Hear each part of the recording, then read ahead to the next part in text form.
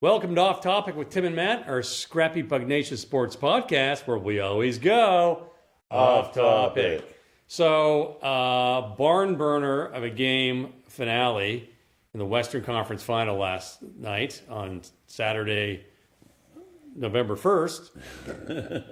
BC walks off against the Calgary Stampeders, and it was a game to remember. Well, I think the part of it to remember was the last 30 seconds. That's all you remember. You don't remember the first three quarters. You remember the last one. So well, and BC was winning, leading quite handily in the third. And that's what I turned it off in the third. Sorry, guys, I had to. The Dodgers were playing, but they were leading in the third. Jalen Philpott, Tyson's twin brother, scored a touchdown on the kickoff. They ran it back for a touchdown. Whoa. It was one of those high-powered games, but the Stampeders get back into it. They tie it up. 29 seconds left, 30-30. At the 9-second mark, the Lions get 1st and 10 from their own 46. At the 0-second mark, they kick the winning field goal to walk it off. It was a crazy finish. I'm going to go try and find the finish so I can just watch the last minute of the game. That's all you have to do. I saw it this morning on social media. It was pretty intense. You know, it's just crazy because you look at that and how fast that can happen. Now let's just sorry guys, I had the stats up here. I'm trying to get the stats up for both games.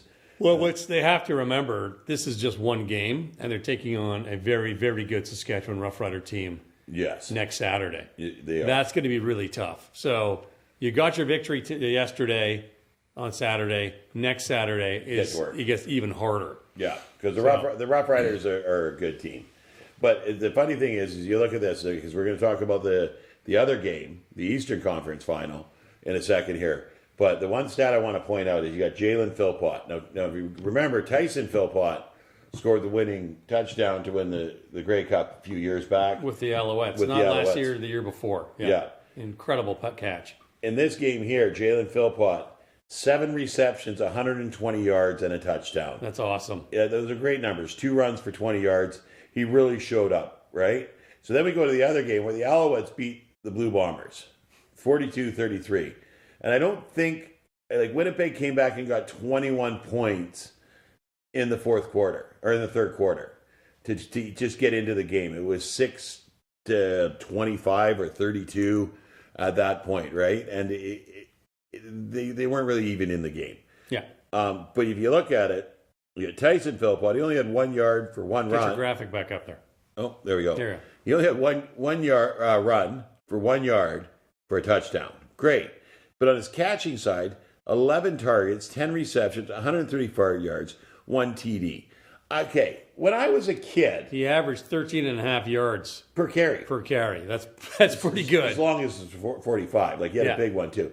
When I was a kid, a young adult, I spent a lot of time watching Corey Philpott. Yeah. Just run. And to get to this point now where I get to watch his 2 boys play on a weekly basis in the CFL and put up these kind of numbers, this kind of production, it's awesome. And we watched them in border bowls as 14-year-olds. And provincials. And they were something different. I mean, they were short back then. They're both over 6 feet now. Yeah. Corey was only 5'10" or so. He wasn't a tall guy. Yeah, they're taller than him. Yeah, they're taller than him. And as 14-year-olds, they were the shortest with the highest vertical and the fastest speed. Yeah. And the best hands. They were something different as teenage boys. And now they've hit the CFL and they just found themselves. And what I really like about these two guys, they went to the University of Calgary. They did their 4 years of the Dinos. They got a good education. Yeah. There was a lot of talk about them going down to the States, Ole Miss, D1. Yeah. And they it's not broken. We're succeeding. We're going to stay here. They go to the CFL. They're not making the kind of CFL money that, every kid wants to make.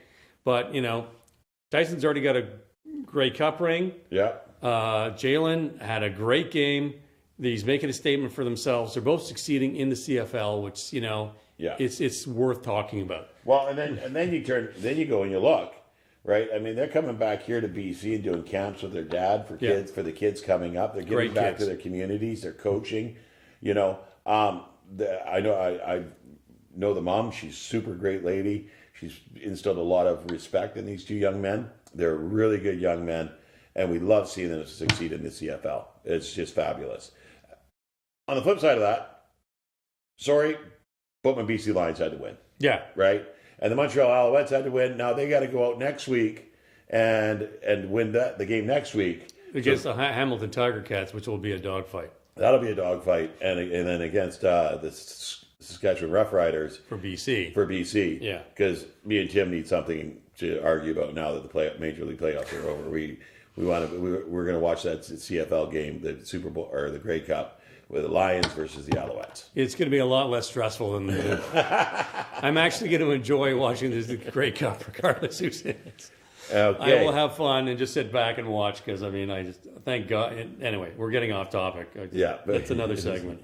So, switching over to the CJFL, which is the Canadian Junior Football League, we've got the Okanagan Sun representing the West and the Hilltops, Saskatchewan Hilltops, representing the East. Central. Sorry, yeah, the East. It's kind of a mirror of the CFL Western Final. Right? BC against Saskatchewan. There we go. Yeah. So that's next on the 9th. So next Sunday. November 9th. In Saskatchewan, the Okanagan Sun heading out to the prairies. It's going to be cold. It's going to be ugly. It's going to be like a 12-18 game. It's going to be awesome. And BBNsports.com. CJFL. Go to the CJFL website and they'll show you how to get to it. It'll be a way to watch it. Yeah, it'll be good football. It'll be a lot of fun to watch. But I highly recommend checking it out. Some young guys from BC out there, and I mean I called one of the Okanagan Sun games this year, and they're just a phenomenal team. They're always so good, so well built. Yeah. You know, they fell off the mark for a little bit there, and they just come storming back, and it's just like, oh my God, Okanagan. Yeah, you just can't beat them. Yeah. They're so good. So anyway, it'll be a great final, and go Sun. Yeah, go Sun. Yeah, rooting for the Sun. There you and go. It's at 1:00 Central Time, so that's 11:00 our time, and there should be a way for you to watch it. You go to the CJFL website and .ca, and you will find a link. You will find a way. Yeah, you'll find a way. There's a way. Now, GW Graham beat Sardis a week or so ago. Yeah, that was a big game. What's going on in the high school, if anything? Nothing big out in the valley here, and I haven't been really paying a lot of attention to it. Yeah, but like you said, been distracted for the last couple of weeks with the major leagues. I know Bateman and Mowat played. I think Mowat won, and Bateman may not be nationally ranked anymore, but those rankings don't come out until this week. Okay, so that'll be something we can talk about in the next show. Sure, that sounds good. Okay, thank you for tuning in for a little tidbit with the Lions and my Alouettes. Comment, like, and subscribe. We want to hear from you. Anything we talk about, if we're missing something, maybe in the high school ranks, just let us know, and we'll certainly read your question out on the show. Yeah. We'd love to hear from you. Thank you very much for tuning in to Off Topic with Tim and Matt, that little sports podcast that always goes off topic.